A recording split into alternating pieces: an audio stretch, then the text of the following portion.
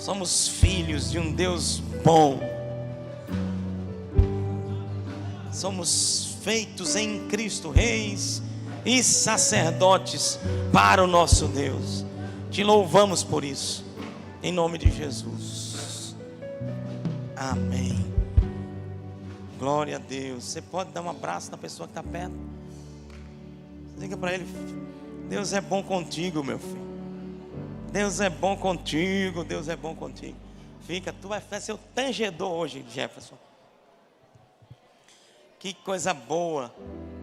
Deus é bom contigo, Eudes. Deus é bom contigo, Flávio. Hilde, Deus é bom contigo. Meu Deus, que coisa boa. Você pode mesmo dizer, ministra isso para o seu irmão. Diga: Deus é bom contigo, meu irmão. Aleluia. Deus é bom em todo tempo, amém. Deus é bom em todo tempo e o tempo todo. Glória a Deus. Pode sentar. Eu tenho hoje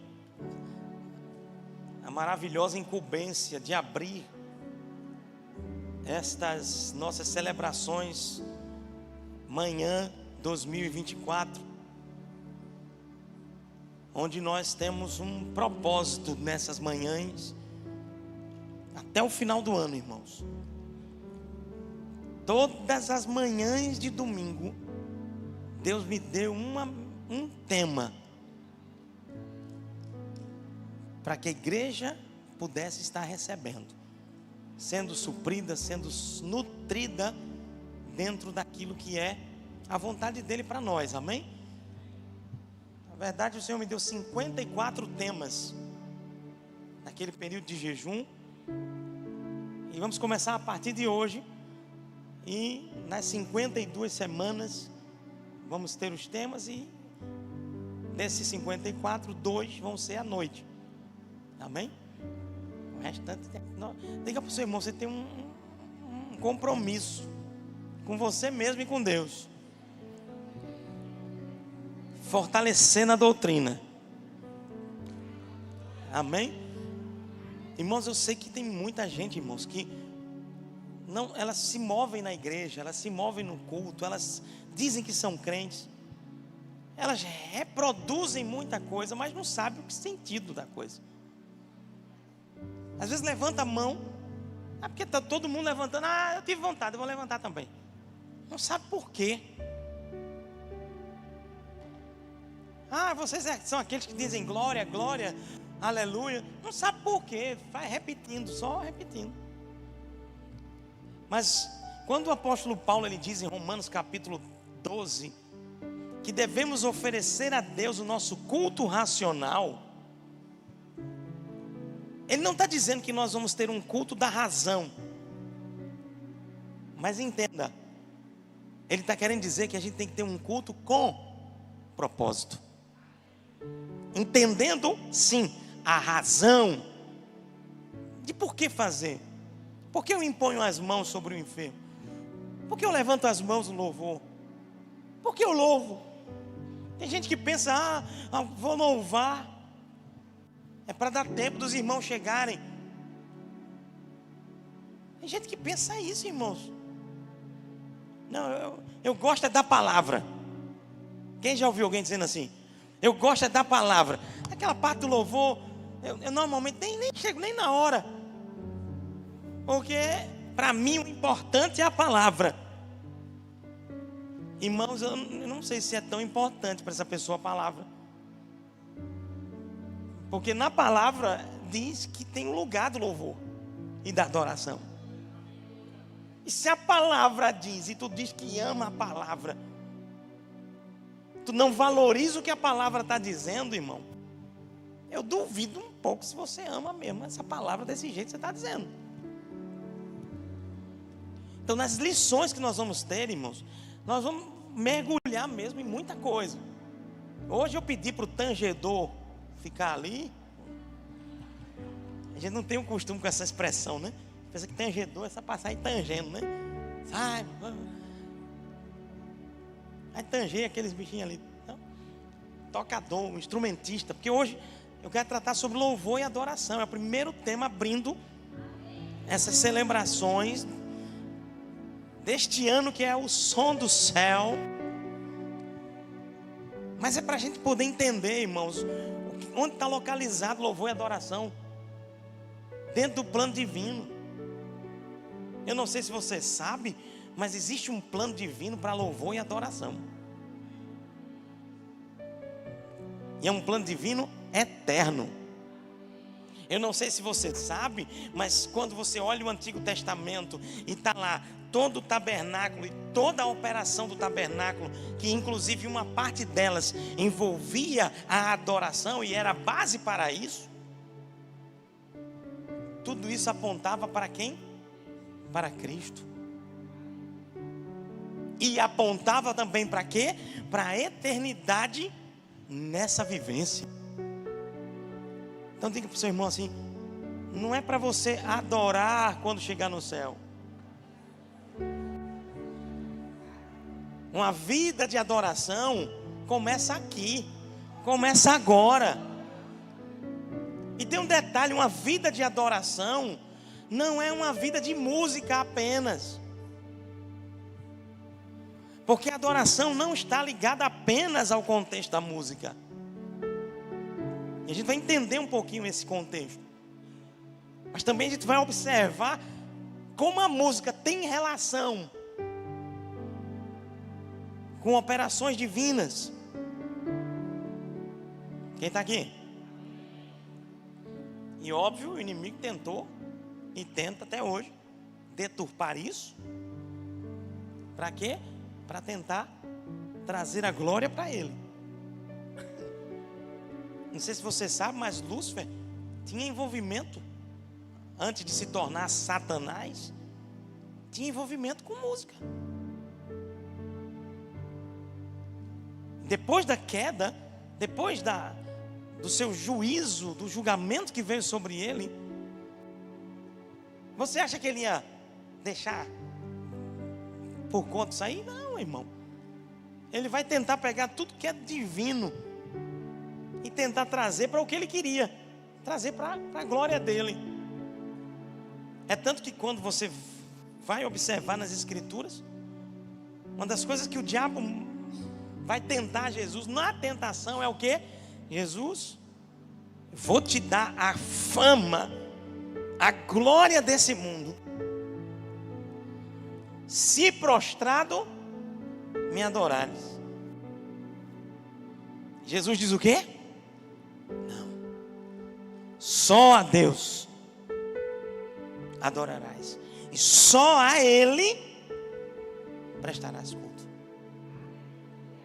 Deixa eu te dizer, meu irmão, tem muita gente se vendendo a Satanás por causa da glória do homem que passa.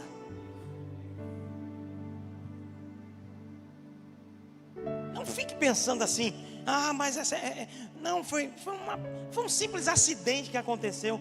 Não, irmãos, o diabo ele dá com uma mão e arrasta com 10.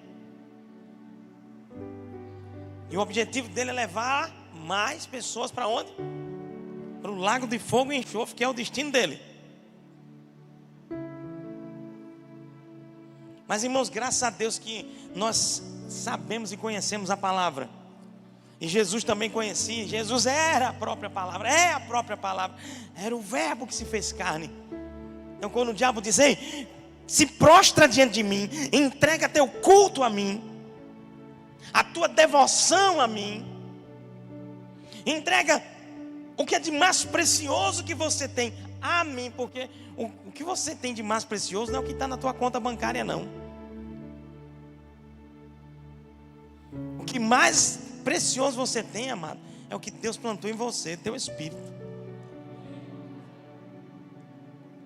É teu homem interior. Aí você pode dizer assim: mas pastor, é só isso? Também não. É teu corpo, que é templo do Espírito. É a tua mente, que a própria Bíblia diz, o apóstolo Paulo diz, nós temos a mente de Cristo. E quando alguém, amado, se prostra para adorar outro, ele está colocando espírito, alma e corpo em sujeição àquele que adora. Olha como isso é sério.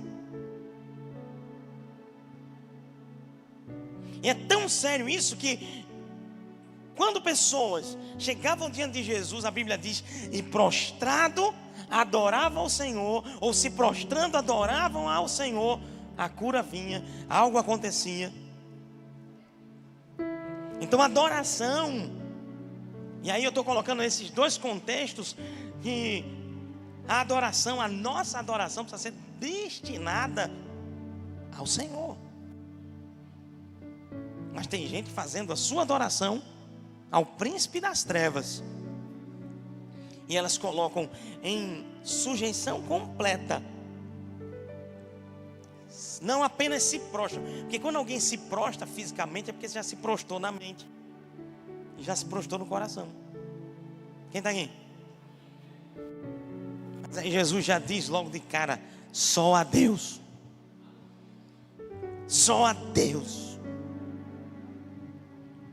só Deus deve ser adorado, só a Ele prestar o nosso culto. Por isso que isso é tão sério, amado. A adoração é muito sério diante de Deus. Na verdade, nós fomos criados para louvor da sua glória. Diga que coisa forte. Nosso propósito, criados para o louvor da sua glória. E eu vou destinar o propósito que eu fui criado para outro? Se eu fizer isso, irmãos, eu estou saindo do plano de Deus, do plano original de Deus. Então, deixa eu dar um conselho. Adore só a Deus.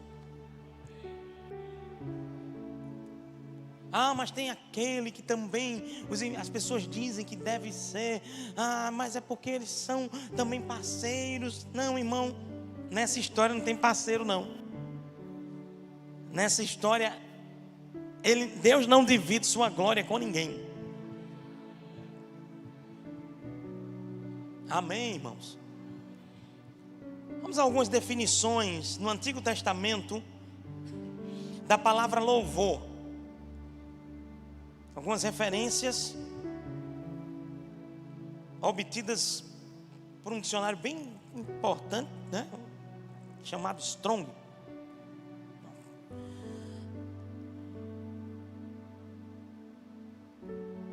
Que é o olhar do original, né? O mais próximo do original.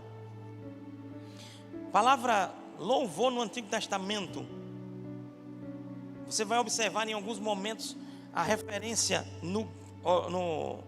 pelo Strong, no Antigo Testamento, no hebraico, a palavra alau, ou hanau, que significa brilhar, louvar, gabar, vangloriar, considerado louvável, vandar, é os nomes lindos, que significa também agradecer, louvar, glorificar, expressão de agradecimento. A palavra também teilar, só para você saber que tem uns negócios difíceis aí, mas eu vou traduzir logo. Também significa hinos, louvor público, músicos de louvor. Quem está aqui? Nós estamos vendo a definição de quê? Quem está aqui? A definição de quê? Louvor. Ok? Ou as referências que temos pela Strong, pela concordância Strong. Todan, que significa ação de graças, louvor. Zamar, que significa cantar, cantar louvores, fazer música. Olha que interessante. Então você vai perceber no Antigo Testamento que essa palavra louvor está muito ligada a quê? O que é que se repetiu muito aqui? Aleluia.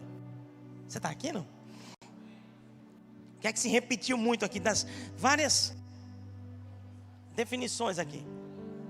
Música, louvores. Quem está comigo? Canções.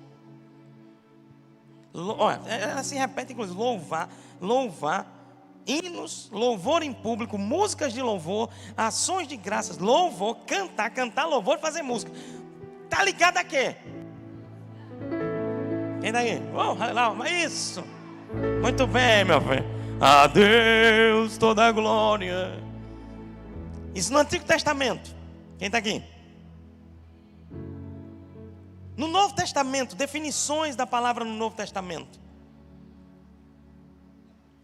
Ainos, que está ligado a narrativa, narração, provérbios e discurso. E aineo, que está ligado a louvor, exaltar, cantar louvores em honra a Deus. Pergunto, no Antigo Testamento, a gente viu que a ênfase está ligada à música, canções. No Novo Testamento, isso fica diferente? Fica não. Então há uma ligação direta desse contexto. As ações de graças que eu vou entregar a Deus estão relacionadas a um louvor a Deus, a um reconhecimento, mas está muito ligado a esse contexto musical, de canções. Quem está aqui? E é nesse ponto eu queria trazer um alerta para os irmãos. As canções, as músicas, quando alguém pega um instrumento para tocar, sempre haverá um direcionamento. Quando alguém compõe uma música, ele sempre vai compor para alguém, para algo. Ele vai sempre canalizar e ele vai fazer aquela música. E aí, amados, é muito sério isso, porque há pouco eu dizia que antes de Satanás se tornar Satanás, ele era anjo de luz, ele era Lúcifer, ele tinha relação direta com música. E a ideia dele é canalizar o que é para Deus, para ele. Então a gente precisa ter muita atenção naquilo que a gente está cantando. Diga para o seu irmão, a gente precisa ter atenção no que a gente está cantando. A gente precisa ter atenção naquilo que a gente está ouvindo. Eu vou dizer para você, alguns anos atrás, um tempo atrás, conversando com uma pessoa ligada à música secular.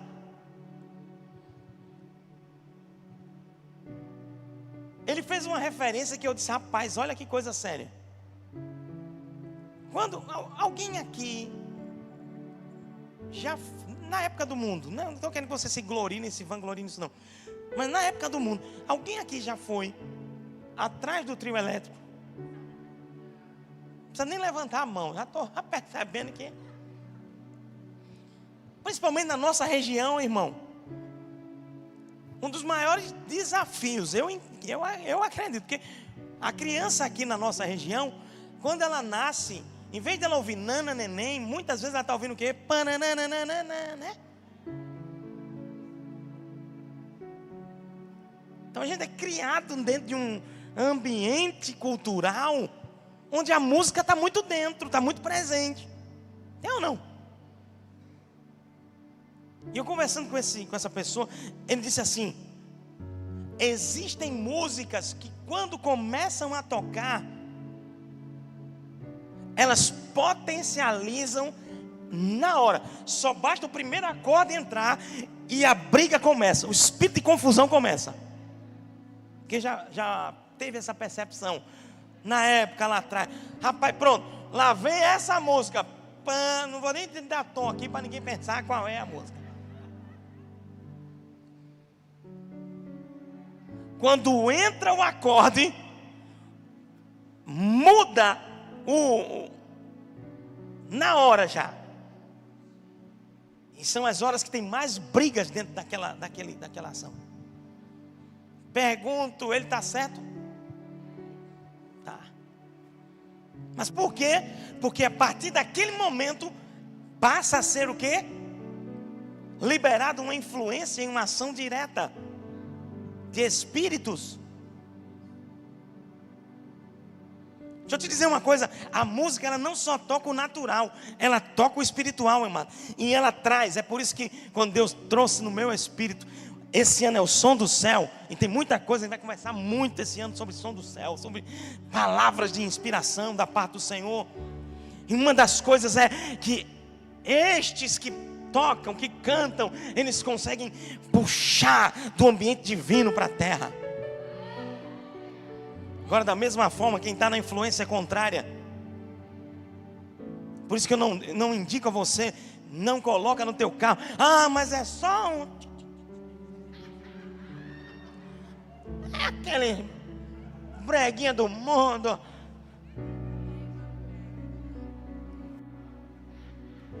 aquelas musiquinhas, tem uns palavrãozinhos, tem umas esculhambaçãozinhas, tem umas coisas de traiçãozinha, mas eu relevo, eu sei retirar. Ei, cuidado para essa influência na tua vida, irmão. Quantos cristãos que, e a Bíblia diz, aquele que pensa estar em pé, cuide para que não caia, viu? Eu já vi, irmãos, crentes se permitindo começar a ouvir esse tipo de música. Sabe qual foi o final? Adultério.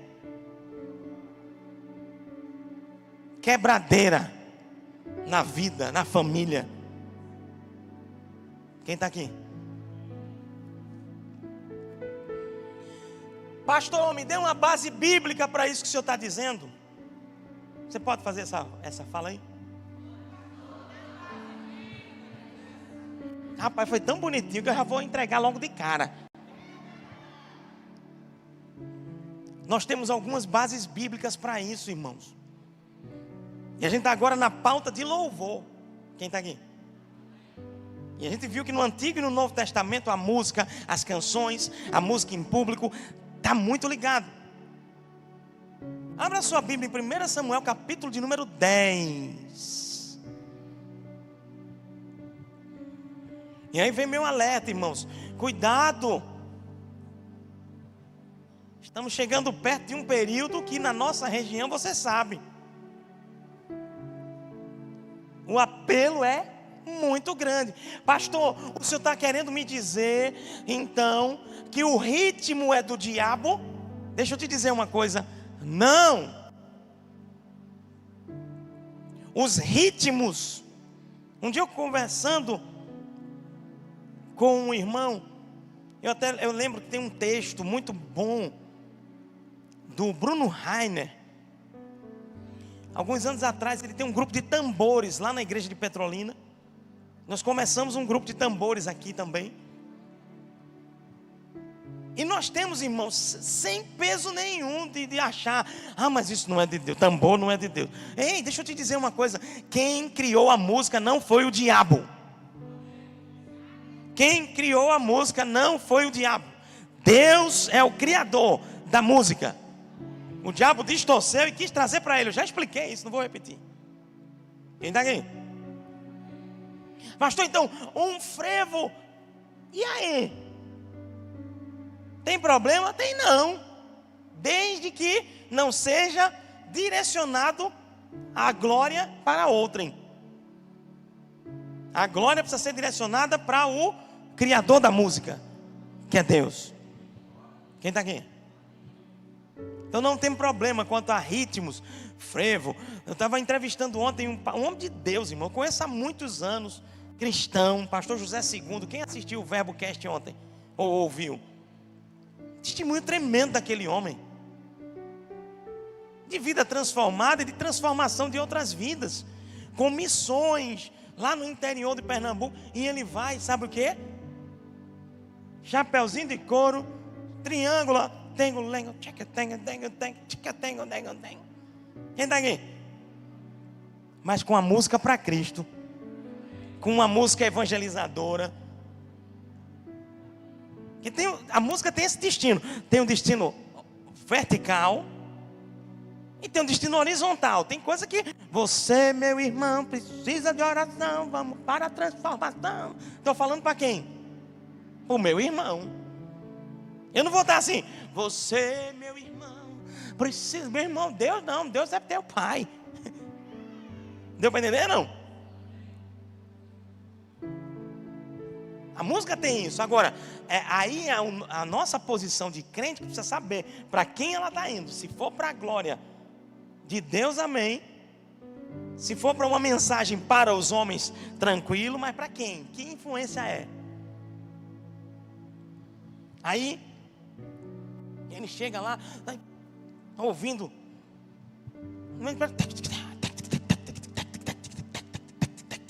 Jesus é bom, Jesus é muito bom. Pronto, qual é a mensagem dele? Jesus é bom, no frevo, está lindo, alcançou. Você está me entendendo? Mas a música tem uma influência. Então, diga comigo assim: não há problema nos ritmos. O problema é a intenção, é o direcionamento, a canalização que a pessoa vai estar dando. E de onde está vindo? Muito bom, Kátia. De onde está vindo a inspiração disso aí? Como eu disse, um acorde que começa a tocar e o espírito de confusão entra em operação, irmão.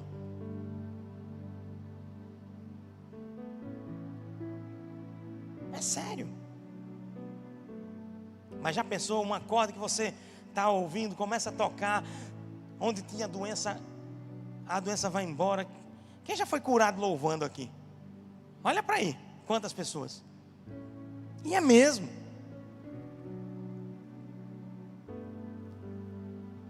Quantas pessoas estavam atormentadas, vivendo, e você começou a botar um louvor, você exaltando, e a paz chegou naquele lugar. Ei, meu irmão, traz o som do céu para a terra. Seja um canal. Hoje nós somos as torres de recepção do céu para a terra, embaixadores do rei para uma geração corrupta, pervertida. Eu achei interessante que o pastor José Segundo vai ler o texto, mas ele falando ontem, ele disse, ele toca esse ritmo bem nordestino, músicas regionais. E eu começando, eu disse, agora é importante os irmãos saberem que não é para convidar só no período de junho, né? Né? Ele disse, pastor, isso é muito bom se eu falar sobre isso. Porque tem muita gente que associa, como a gente toca mais forró, shot, baiano, essa linha. A pessoa só quer chamar a gente em junho para a festa do milho. E ele disse que um dia Deus disse para ele, não vai, em junho você não vai para agenda nenhuma. Eu gostei, meu irmão. Você está me entendendo? Eu gostei, sabe por quê? Porque não é para eu me parecer com o mundo. É para eu transformar o mundo, influenciar o mundo. Quem está aqui? Eu não quero somar com o que o mundo está fazendo, não. Eu quero, entenda o que eu estou dizendo. Eu quero que se acabe o que eles estão fazendo, para que a glória seja de Deus. Quem está comigo? Ou você vai fazer com que, não, eu quero que eu vou orar para o carnaval crescer. Não, irmão, eu vou orar para acabar. Pastor, e acaba? Amado, eu sei que não acaba naturalmente falando, porque o mundo jaz no maligno. Jesus disse, nós estamos no mundo, mas não somos do mundo. Esse sistema, amado, é terrível. Não vou nem dizer terrível, terrível. É ruim, é triste, é maluco. Diga para os irmãos, o sistema é maluco.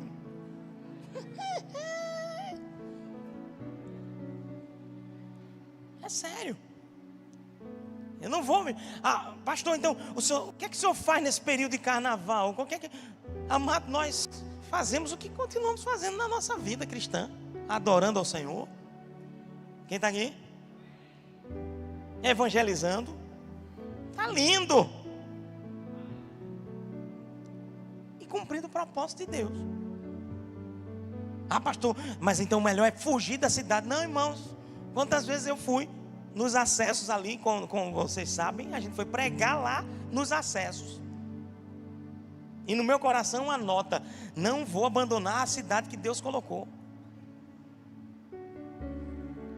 Ah, pastor, mas eu tenho direção de ir para um retiro, me esconder. Sem problema, vá se esconda orando. Ore pelos que ficam.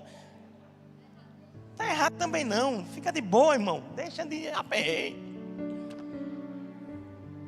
É a vontade de querer estar certo, nem tudo, né?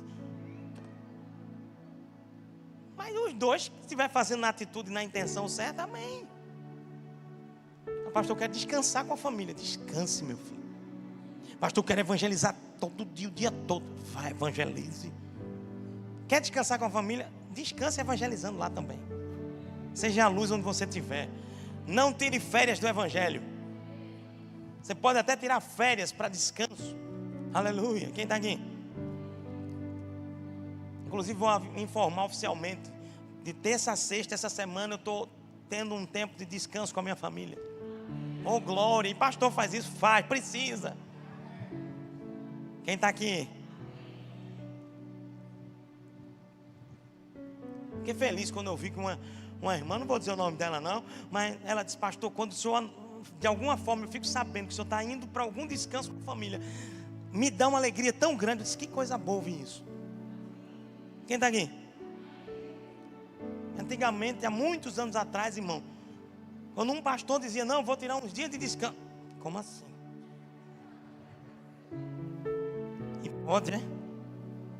Não dizia, mas dizia, entendeu não? Com o olhar, com as atitudes, com a coisa, mas enfim, esse é um parêntese. Graças a Deus está tudo em paz. Ninguém vai se desviar, porque eu não vou para a igreja porque o pastor está viajando. Graças a Deus essa igreja não tem isso, irmão. Essa igreja já nasceu com eu viajando com escala de ministração, de aula fora. 1 mês e meio depois eu estava nascendo Campo Grande, lá em Campo Grande 1, nascendo essa igreja. 1 mês e meio depois eu estava indo passar uma temporada em Porto Alegre para dar aula lá. 20 dias. A igreja é baseada em Cristo, alicerçada em Cristo. Eu sou servo, mordomo aqui nesse lugar, assim como você também, com responsabilidades diferentes, sim, mas cada um com entendimento. Ninguém vai se desviar, se afastar. Não vou para o culto porque o pastor não está. Que conversa. Graças a Deus não tem isso aqui não. Diga para o seu irmão, graças a Deus não tem isso aqui não. Pelo contrário, irmão, eu fico contente quando eu viajo, que eu volto, a igreja está melhor. Às vezes eu até penso, dá umas viajadas, mas estou brincando. Mas sabe o que é isso, irmãos? É a graça de Deus, e é Deus dizendo assim, você está fazendo a sua parte, cada um está fazendo a parte deles, e a gente está seguindo. Sabe qual é? Eu vou voltar a uma coisa que eu disse alguns anos atrás, está vindo aqui para mim, aliás, alguns meses. A sensação do aprisco, em que estamos sendo conduzidos para o pastor dos pastores, está muito perto, irmãos. Que eu puder, eu vou estar sim, fazendo o máximo para que cada um fique firme, não se perca. Mas vamos voltar para o texto. Foi um parêntese maior que eu dei aqui agora, né? 1 Samuel capítulo 10, eu estava falando sobre a influência da música dentro do contexto aí de louvor. Capítulo 10, a Bíblia diz assim, verso de número 5. Aqui é um momento em que Samuel, o profeta Samuel, está para ungir o primeiro rei de Israel, chamado Saul. Ele estava ali, e detalhe, eu não vou entrar no mérito de Saul lá na frente, mas Deus tinha bons planos para Saul, irmãos. Saul é que se embaralhou todo. Mas aqui ele estava para ungir. Aí olha o que a Bíblia diz no verso 5. Começou a vir algumas instruções do que ia suceder. E aí a Bíblia diz assim: então seguirás a Gibeá Elion, onde está a guarnição dos filisteus. E há de ser que entrando na cidade encontrarás um grupo de quê? Todo mundo está acompanhando? Quem não está com Bíblia na sua mão pode acompanhar ali na tela. Mas quem tem Bíblia na mão, óbvio, acompanha na tua Bíblia. Se quiser até marca aí, que é um texto maravilhoso. Então, seguirás a Gibeon Elohim, onde está a guarnição dos filisteus. E há de ser que entrando na cidade, encontrarás um grupo de profetas que descem do alto, precedidos de quê? Saltérios. E o quê? Tambores. Pastor, não pode tambor não, pastor. Ai, irmão, está na Bíblia. Pode, meu filho. Olha o que a Bíblia diz. Esse grupo de profetas precedido de quê? De saltérios, de tambores, de flauta. Olha.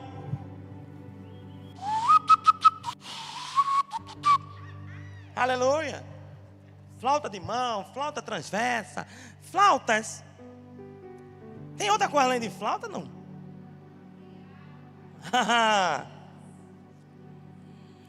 Flautas e harpas. Aí os músicos, os maestros vão. Mas aqui ele cobriu, irmão, percussão, harmonia, melodia, cobriu muita coisa, não foi não? Precedidos, os profetas estão vindo, precedidos de saltério, harpa, tambores. E eles estarão profetizando. O Espírito do Senhor se apossará de ti, e profetizarás, e tu serás mudado em outro homem. Irmão, dá para você perceber que esse ambiente profético, ligado a músicos inspirados, tem poder de transformação? Ele não podia dizer assim, só os profetas vão ministrar e vai ser. Mas ele diz, olha, tem algo que está ali presente também, precedido de saltérios, de harpas. Enquanto eles estiverem fazendo isso, enquanto eles estiverem tocando, vai haver uma intervenção do alto. É por isso que eu digo, irmãos, cuidado com a inspiração da música que você está tendo. Por quê? Porque esse ambiente pode ser para a glória de Deus, mas lá fora tem muita coisa. Pessoas quando estão tocando, irmão, estão ficando possuídas por demônio. Quantas histórias de cantores nós vemos que enquanto estavam em palcos da vida aí, oferecendo as suas músicas para os seus deuses, ficaram possuídos. Quem está aqui? Isso é sério. Então tenha cuidado na sua canção. Olha como a música tem um poder, irmãos. E olha, eu estou no Antigo Testamento, imagina. No Novo Testamento a Bíblia diz, na ceia eles cantaram um hino. Diga para o seu irmão, cantaram um hino na ceia. Então não é passatempo. Diga para o seu irmão, não é passatempo não, meu filho. Não, vamos botar um louvor aqui para passar o tempo, até os irmãos chegarem. Não, isso faz parte do nosso culto ao Senhor. Eu vou ler um texto aqui que para alguns é polêmico, mas para mim já é bem resolvido. E graças a Deus que para mim é e vai ser para você também. A Bíblia diz aqui, vira algumas páginas em 1 Samuel capítulo 16. A Bíblia vai falar de um episódio do mesmo Saul que foi ungido rei, mas se embaralhou e entrou por alguns caminhos que Deus não se agradou, deixou coisas entrarem no seu coração. Aí a Bíblia aqui vai falar e você vai ver o poder da música diante de situações de tormentos malignos. Quem está aqui? Mas antes de fazer a leitura, deixa eu só explicar uma coisa a você dentro do ponto de vista hermenêutico. O que é hermenêutico, pastor? Pergunta para mim o que é hermenêutico. Não, agora só foi esse lado daqui foi que perguntou. Você não quer saber não? Pergunta, o que é hermenêutico? Trata de interpretação bíblica. Quem está comigo? É o estudo de interpretação do texto e contextualização. O texto precisa ser lido dentro de quê? De um contexto, para a gente poder afirmar alguma coisa. E aí, deixa eu dizer uma coisa aqui, vou fazer só uma pergunta aqui.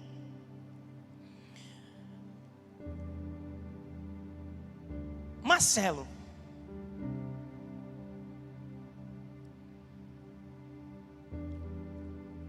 disseram que você roubou um banco.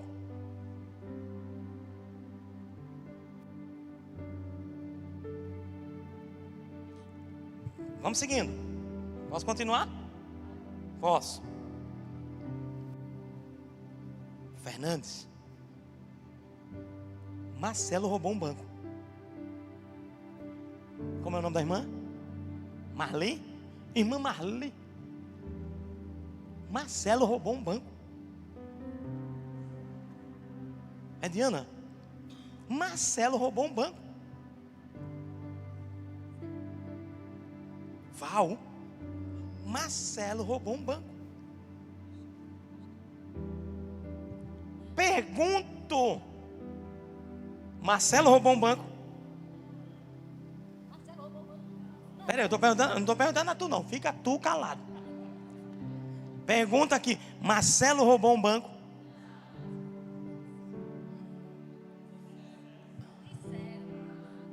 Mas disseram, quer dizer que é? Vamos perguntar a Marcelo? Ô, minha filha, tenha calma, deixa que eu pergunto. O irmão deu um pulo aqui, ó, se assustou. Pense no pulo que a Adelino deu. A Adelino cresceu 10 centímetros com o susto que ele... Vou falar aqui para os irmãos ouvirem. Tem que ser no microfone. Marcelo, você roubou um banco? Não, em nome de Jesus, não e nunca. Ele até usou o nome, porque o negócio é sério, meu filho. A acusação que disseram. Mas disseram, quer dizer que é? Mas gente, sabe que na Bíblia tem muito texto que está escrito, disseram, e os crentes estão dizendo que foi Deus. Deu para entender, não? Marcelo, você roubou o banco? Não. Não. Ei, minha gente, Marcelo não roubou o banco. Disseram que roubou. Por que eu estou fazendo essa introdução? Só para você entender o contexto bíblico, inclusive nessa linha de hermenêutica, de interpretação bíblica e contextualização bíblica. Quem está aqui? Olha o que a Bíblia diz. Verso 14, capítulo 16. Capítulo 16, verso 14. Diz assim: tendo-se retirado o Espírito do Senhor. Irmão, a Bíblia está dizendo que quem se retirou? O Espírito do Senhor. Imagina, se o Espírito do Senhor sai, fica espaço vazio? Fica ou não fica?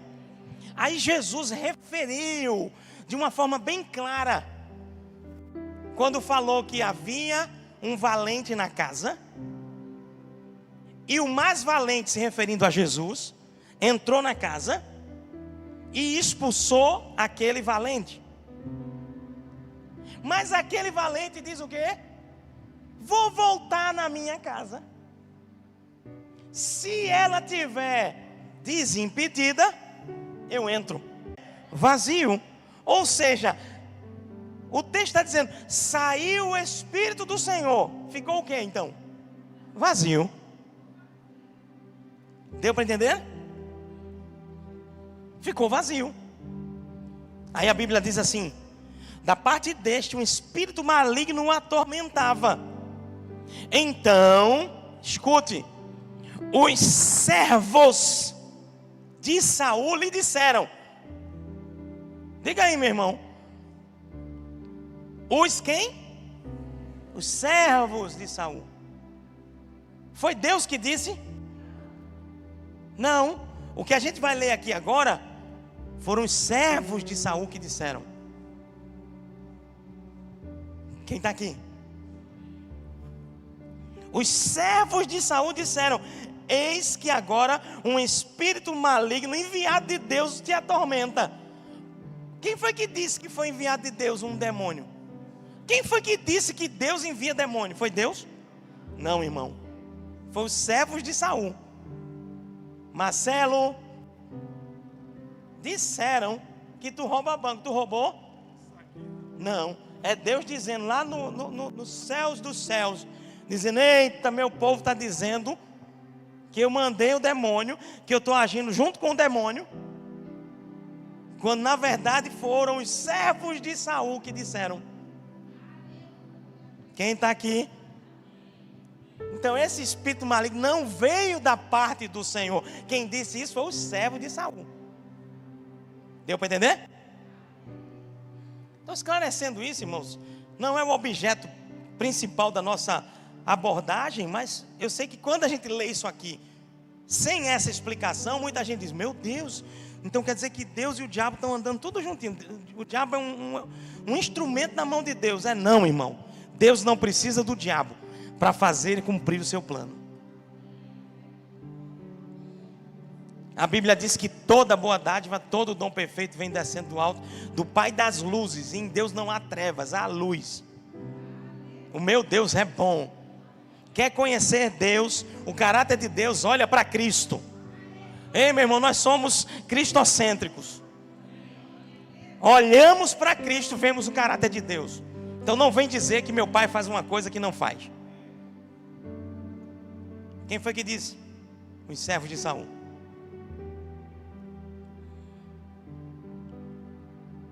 Verso 16. Ficou claro, irmãos? Manda, pois, Senhor nosso, que os teus servos que estão em tua presença. E detalhe, tá só uma observação. Os homens no Antigo Testamento tinham aquele olho, como a Bíblia diz lá em Coríntios, como se tivesse um véu que não via plenamente. Então eles falavam muitas vezes o que eles conseguiam, no seu entendimento, achar. Olha o que a Bíblia diz. Manda, pois, Senhor nosso, que os teus servos que estão na tua presença, em tua presença, busquem um homem que saiba tocar harpa. E será que quando o espírito maligno da parte do Senhor, mais uma vez quem está dizendo são os homens, vier sobre ti, então ele dedilhará e te acharás melhor. Disse, pois, Saul aos seus servos: buscai-me, pois, um homem que saiba tocar bem e trazei-mo. Então respondeu um dos moços: conheço o filho de Jessé, o belemita, que sabe tocar e é forte e valente, homem de guerra, sisudo em palavras, de boa aparência. O Senhor é com ele. Para quem ele estava falando? Estava se referindo a quem? A Davi. Aí diz: tomou, pois. O Senhor é com ele. Saul enviou mensageiros a Jessé, dizendo: envia-me Davi, teu filho, que será como as ovelhas, que está com as ovelhas. Tomou, pois, Jessé um jumento e o carregou de pão, e um odre de vinho, e um cabrito, e enviou-os a Saul por intermediário de Davi, seu filho. Assim foi Davi a Saul e esteve perante ele. Este o amou muito e o fez do seu escudeiro. Saul mandou dizer a Jessé: deixa estar Davi perante mim, pois este me caiu em graça. E sucedia que, quando o espírito da parte de Deus, o espírito maligno da parte de Deus, leia-se também, da mesma forma lá que eu expliquei,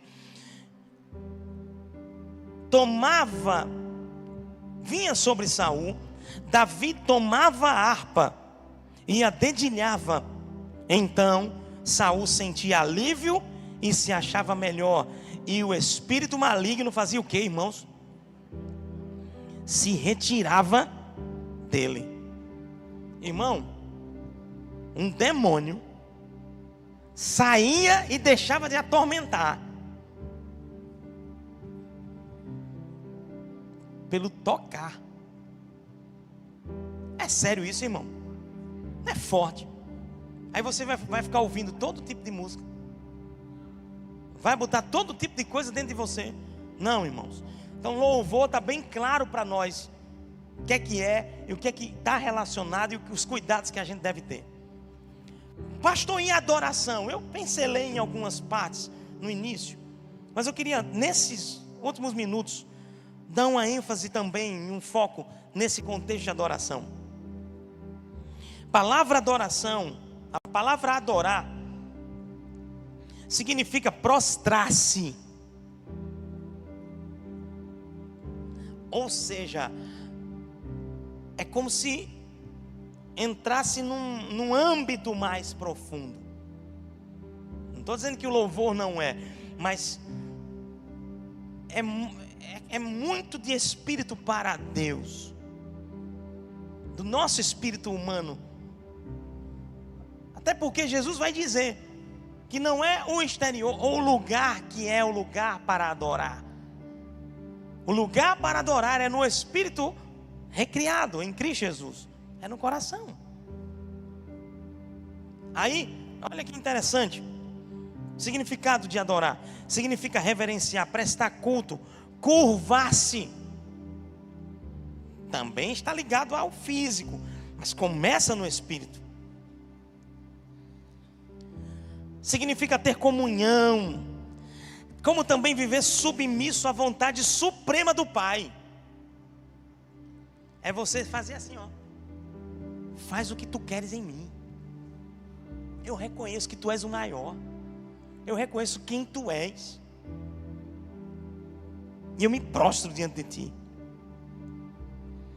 Essa aliança consiste na comunhão que Deus estabelece com o homem através do seu Espírito. Fomos chamados para Ele. Fomos chamados para a intimidade.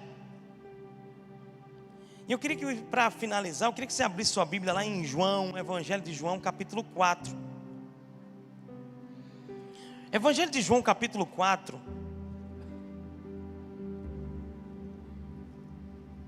Nós vamos ver o encontro de Jesus com a mulher samaritana.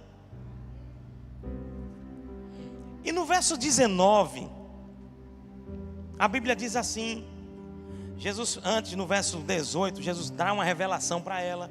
Ela reconhece que Jesus é profeta, que é quem é Jesus. Vejo que tu és profeta, aleluia. O profeta dos profetas. Aí, verso 19, a Bíblia diz: Senhor, disse-lhe a mulher, vejo que tu és profeta. Nossos pais adoravam neste monte. Quem eram os nossos pais que ela está se referindo? Os samaritanos.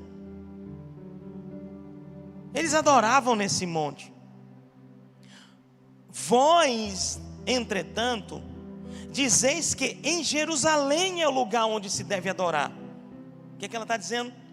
Eu aprendi na minha cultura, pelo ensino dos meus pais, que é nesse monte aqui que eu tenho que adorar. Mas a tua cultura, o ensino dos teus pais, diz que é em Jerusalém que tem que adorar. Quem está me entendendo? Aí Jesus vai dizer assim: não é nem a minha cultura, nem a tua cultura. Aleluia. Não é a tua tradição, nem a minha tradição, ou a tradição dos meus pais, não. Disse-lhe Jesus: mulher, podes crer-me que a hora vem, quando nem neste monte, nem em Jerusalém adorareis o Pai. Vós adorais o que não conheceis, nós adoramos o que conhecemos, porque a salvação vem dos judeus. Mas vem a hora, e já chegou, que os verdadeiros adoradores se prostrarão, reverenciarão, prestarão culto, vão curvar-se. Deu para entender? Os verdadeiros adoradores adorarão o Pai em espírito e em verdade, porque são estes que o Pai procura para seus adoradores. Deus é espírito, e importa que os seus adoradores o adorem em espírito e em verdade. Ou seja, a adoração, ela é em espírito. Quem está aqui? O lugar da adoração não é nem no monte. Eu vou para o monte, porque no monte, aleluia. Amado, eu vou dizer para você, o lugar que Ele estabeleceu é no nosso coração.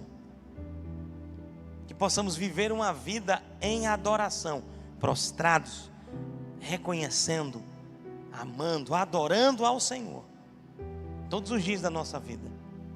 Só a Ele é digno de receber a nossa adoração. Amém? Glorificado seja Deus. Vamos orar? Senhor maravilhoso, muito obrigado. Obrigado pela Tua palavra ministrada aos nossos corações.